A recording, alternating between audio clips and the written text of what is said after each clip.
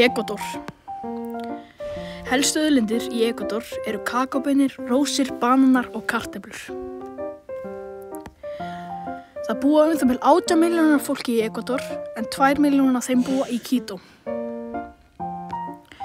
Ekvador er bara 280.000 ferkílómetra stórt og það gerir landið 9. stærsta land í Suður-Ameríku.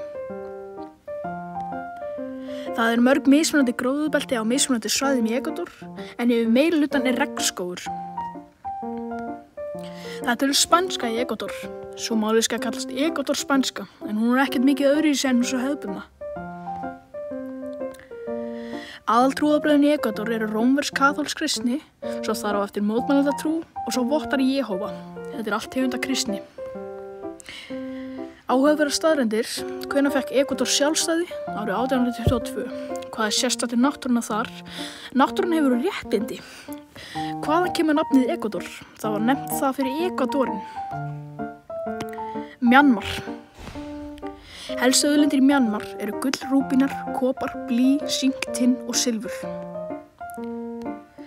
Fólksfjöldinn í Mjanmar er það bil 54 milljónir sem gerir það 27. fjölmennasta landið í heiminum. Mjanmar er það bil 675.000 ferkílómetra stórt land. Það gerir það 7. stærsta land í Asíu. Það er nokkuð öðruvísi gróðurbelti í Mjanmar en meirihlutinn er þrálátur skógur. Það er til búrmíska í Mjanmar. Það má finna búrmísku mælendur í öðrum löndum en hún er bara aðaltungumálið í einu landi, Mjanmar. Aðaltrúarbrögðin í Mjanmar eru Theravada-búddismi og kristni.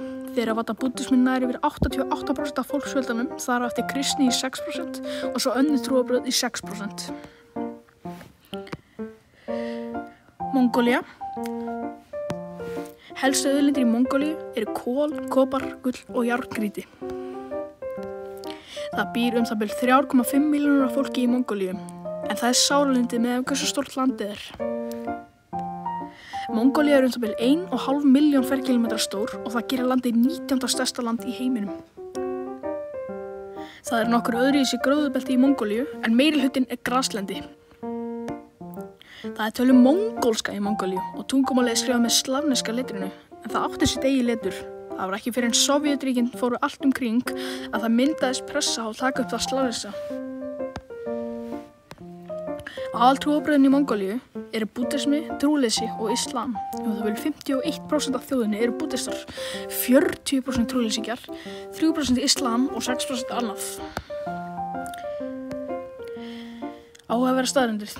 Eru fleiri hestar en mannfólk í Mongólíu? Já, það eru fleiri hestar en mannfólk í Mongólíu.